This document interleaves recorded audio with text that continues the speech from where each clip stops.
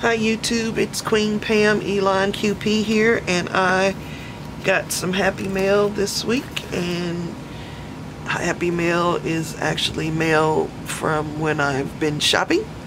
So I ordered from Rubber Moon, and I had their logo, but I can't find it anywhere.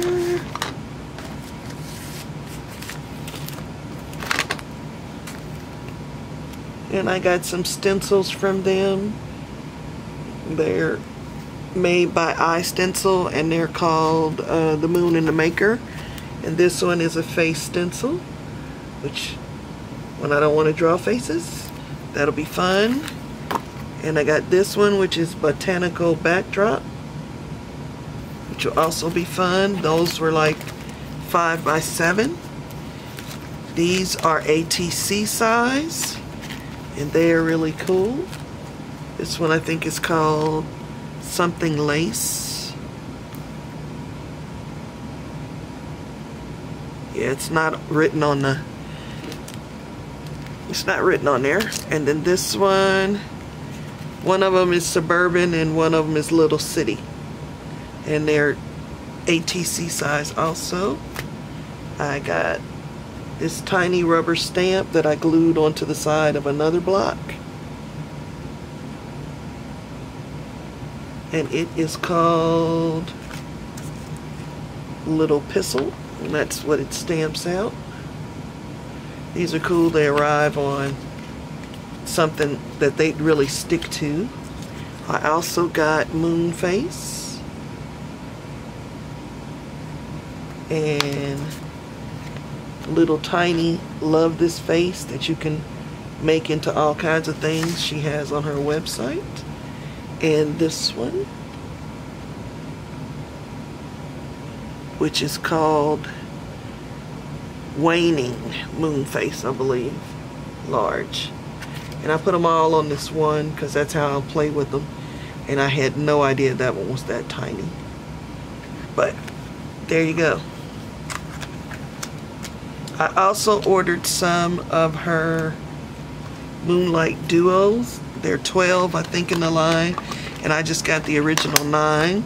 And what they are, or what I found to be interesting about them, is that they're a white pad on one side and an archival type ink, not by Ranger, by Superior, and you can blend them together.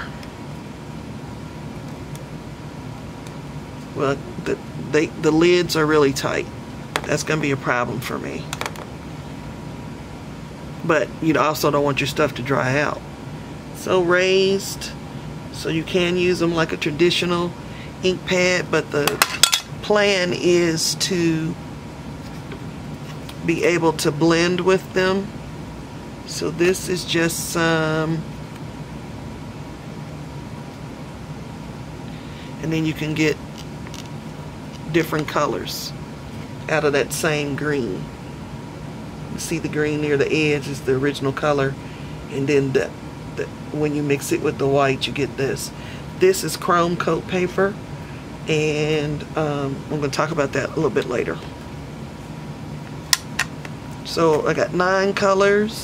It's nice purple, it's nice brown, it's nice orange, it's nice yellow, traditional black, a magenta, a red, and a royal blue.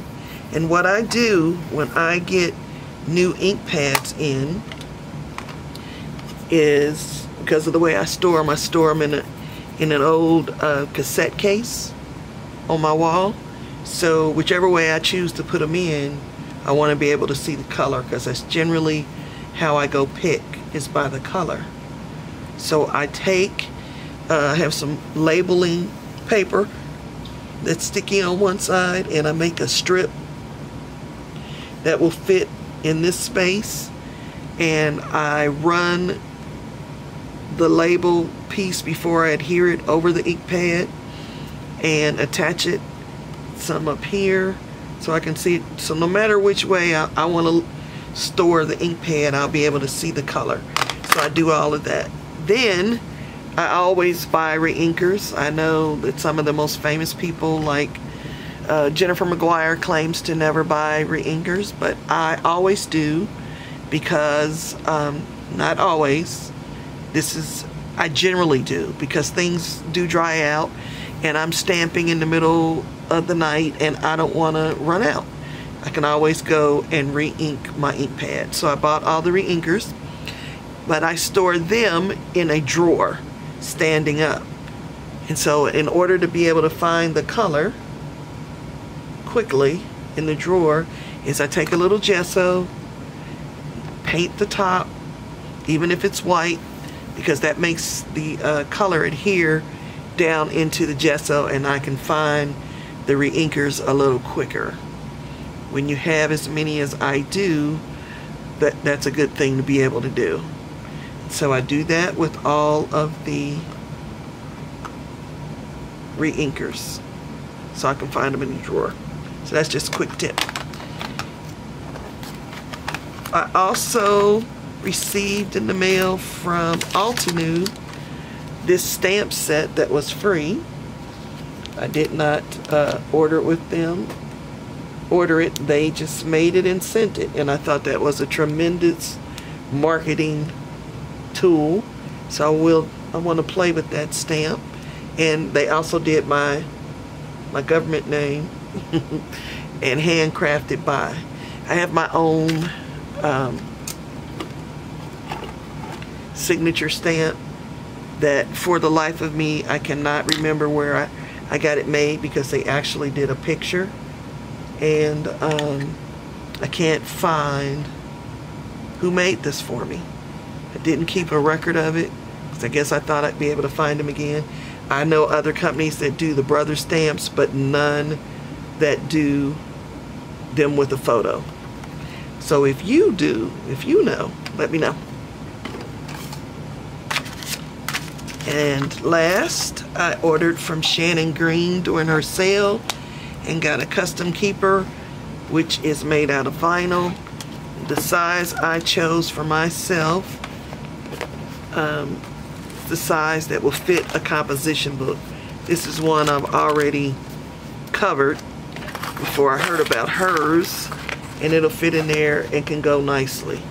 And so I can art it up and then just swap it out when I fill this up, because I do use these, fill it up and then swap it out. Now this one I got was the Harry Potter one, so I've yet to art that up because none of it's really recognizable as being Harry Potter, so I'm gonna do some artwork with that. I said that was last, but it really wasn't. On Blitsy, I got some more Caramel. That's what I'm saying. It may be something else, because it's definitely French. Caramel stamps, because they're just so cool. And these were actually just 3 stamps, 1, 2, 3. But I cut them apart. I cut all the leaves apart, and the little pieces in between the leaves that I cut away can also be stamps in my art journal. And so I'm going to do that. And then there was one more. When I cut away the circles, I can also use that as a stamp. So for me, instead of being 3, I ended up with 1, 2, 3, 4, 5, 6, 7, 8, 9, 10, 11, 12, 13, 14, 15, 16, 17, 18 stamps. Because I don't remember where I counted that one or not. But anyway, 18 or so stamps. So that to me was an excellent deal. Now I said I wanted to talk about the chrome coat paper. When you visit the Rubber Moon and you watch any of her videos, she likes to work on stamp board, which is clay paper. Which is clay coated MDF, it looks to me. And I thought, well, chrome coat is clay coated paper. So how close would that come to acting like ClayBord? Aside from scratching it, which I didn't try, so it's possible that you may be able to scratch it. It does work like ClayBord. So I'm going to do some of the techniques I've seen her do. And swiping on. Gonna mix in a little white with that and get something lighter going on over here. Do a little blending. I'll bring you in a little closer.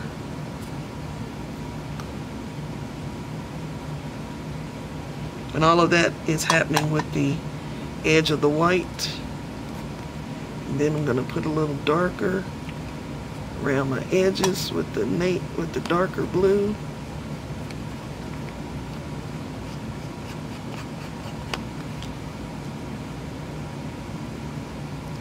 And she does a lot of blending with a, well, I'm going to blend it with a baby white, whether she does or not.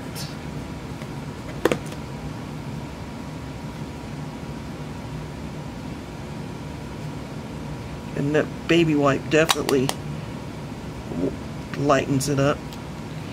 And I'm going to take this stencil here that I got from her, as soon as I can figure out how to get in there. I thought it was a Ziploc, but it's not. Let me get a scissor.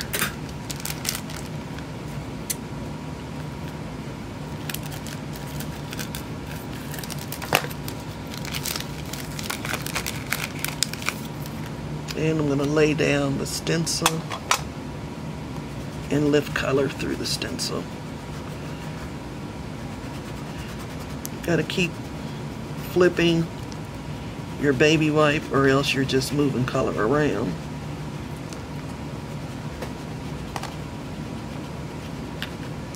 And before I remove it, I'm going to peek and see what I have. I do have, I didn't turn on my studio light. That might help you to be able to see. Let me see. I can turn that on right quick. That may have made it worse, but we'll find out. And I'll hold it up where it's not so glary, because chrome coat is shiny paper. And so it is working to me like the chrome coat. I think I'm going to, well, my camera cut off and I stamped the face and drew around in